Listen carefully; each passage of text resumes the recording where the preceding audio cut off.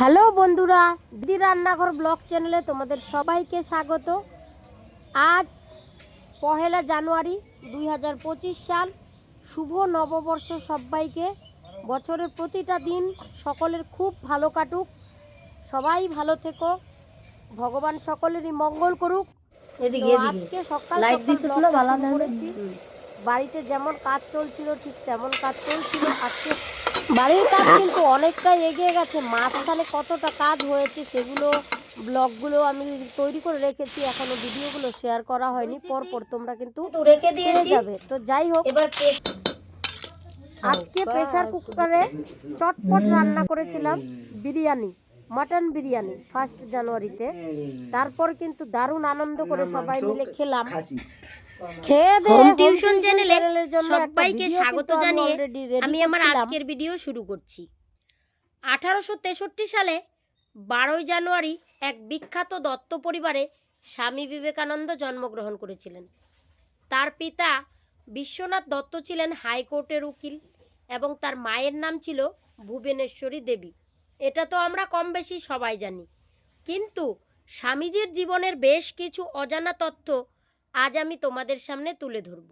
তো বন্ধুরা, আমি কিন্তু 3 দিন আগের একটা ভিডিওতে স্বামী বিবেকানন্দের জীবনীটা তুলে ধরেছিলাম, আর সেই পর্বে আমি কিন্তু বলেছিলাম যে স্বামী বিবেকানন্দকে বেশ কয়েকবার কোর্টে আদালতের মামলা লড়তে হয়েছিল। আজকের ভিডিওতে আমি কিন্তু বিস্তারিতভাবে সেটাই তোমাদের সামনে তুলে ধরব।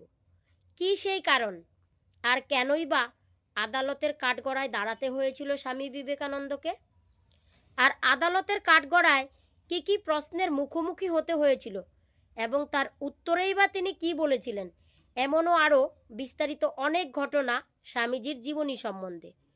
তো বন্ধুরা, তার আগে বলে রাখছি, তোমরা যদি আমার এই হোম টিউশন চ্যানেলে নতুন হয়ে থাকো তাহলে অবশ্যই চ্যানেলটাকে সাবস্ক্রাইব করে পাশের বেল আইকনটি বাজিয়ে রাখো, এরকম আরও নতুন নতুন অনেক ভিডিওর জন্য।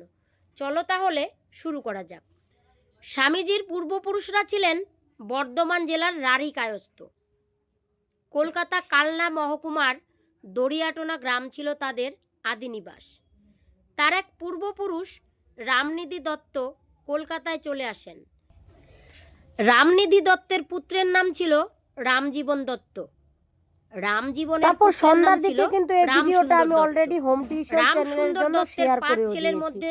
আর সবচেয়ে বড় ছেলের নাম ছিল রামমোহন দত্ত। একটা ভিডিও শেয়ার করেছি মাটির উনুনে আমরা কিভাবে দারুণ আনন্দ করে 4 কিলো চিকেন রান্না করে খেয়েছিলাম। তো আজকে হচ্ছে দুটো ভিডিও অলরেডি শেয়ার করে সন্ধ্যাবেলায় আমরা বসে গেছি আগুন তাপানোর আড্ডাতে। হ্যালো বন্ধুরা, দেখো এত ঠান্ডা পড়েছে, আজকে 1 জানুয়ারি, হ্যাপি নিউ ইয়ার সবাইকে। তো আজকে এত ঠান্ডা পড়েছে, আমরা দেখো আগুন তাপাচ্ছি।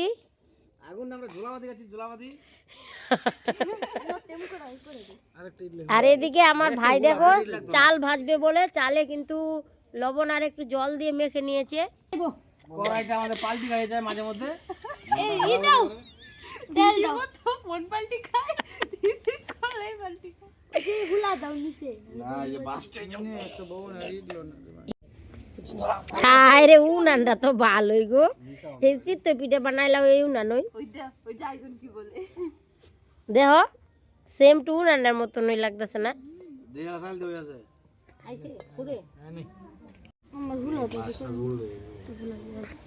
এটা আগুনটা দিলাম নে মিলিটারি বালাই বাল কই বিষ্ণু না দে ফুডে হ ফুইটা বাপ ডাক না দিতে ফুডে এরা আই নাই আইয়া বাপ ডাকটা দেও একটু দেও তুমি আইয়া না না আমি বুঝবো বাপ দাও চারপাশে কাটা বাড়িছে দাও ইনশাআল্লাহ জয় হোক।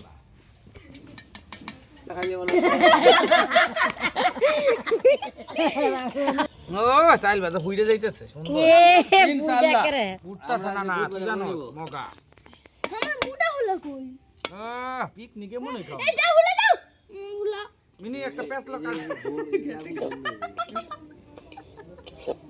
আমাদের রাধুনি দেখো চাল ভাজা তো হয়ে গেল, চাল ভাজা করছে, আমরা আগুন তাপাচ্ছিলাম আর রাধুনি দিকে চাল ভাজা করছে। একসাথে এইভাবে মিলেমিশে খাওয়ার আনন্দটাই আলাদা। আর এই ঠান্ডার দিনে কিন্তু হই হই করে দারুণ লাগে। তো সবকিছু মিলিয়ে আজকে আমাদের শুভ নববর্ষ কিন্তু এভাবেই কাটলো। দারুণ আনন্দ করেছি সবাই মিলে। বন্ধুরা, তোমাদের প্রত্যেকেরই নতুন বছর খুব ভালো কাটুক, সবাই ভালো থাকো, সুস্থ থাকো। দেখা হচ্ছে তাহলে পরের ব্লগে। ততক্ষণে আর নতুন বছরের প্রথম দিন তোমাদের কিভাবে কাটলো অবশ্যই কমেন্টে জানিও। টাটা। জানি না কোন তো দেয় দিয়েছে আন্দার করে রঞ্জন দাসকে সুন্দর আগুন গো ভিডিও করতে পারে। মেন রেসিপি তো দেখাইতেছ না। আরে রঞ্জন রাজারে দিলাম আমি চাল ভাজা ভাজে। দেখেন রাধুনি কাহিল হয়ে যাচ্ছে। আগুনি দিকে ভেজে যাচ্ছে। আগুনি দিকে ডিপে যাচ্ছে। তালি দিকে হয়ে যাচ্ছে। কিনা নি গেছে কইতে কিনা নিতি মোটা সিজন চাল ফুটতো না, মোটা গেলে আবার বাহ হয়ে গেছে মা। এই যে এইটা হলো ফুদেউনি, এইটা হলো রান্ধনি। সুন্দর হচ্ছে, রাজার পাটটা ভালোই হচ্ছে। আমি তোমাকে দিচ্ছি, তুমি একটু হাতে লাগানো। দেশ কোন দাঁড়া দেই তোর নাম বুদ্ধি আমার মগা। এই যে দেখ একটা চাইলে মুড়ে মুড়ে পড়তো না। তুই মনে কর যে তুই রঞ্জন রে আটা খাইয়া তোর বুদ্ধি হয়ে যাবো। আমরা চাইল খাওয়া বাঙালি।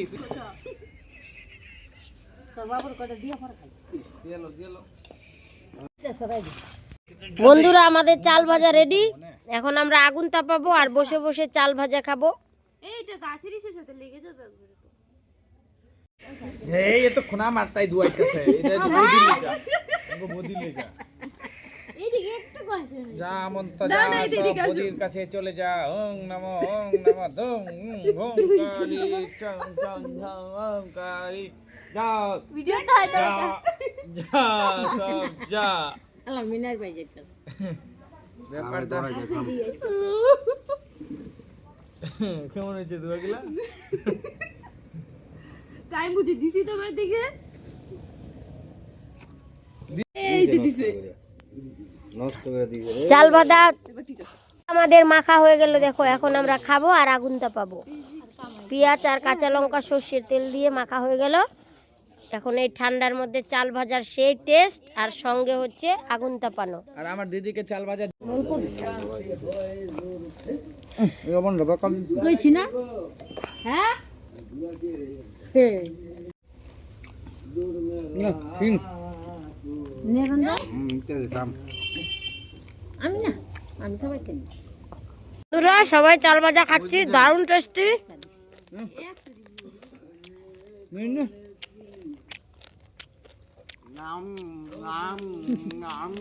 আর কয়টা বাজে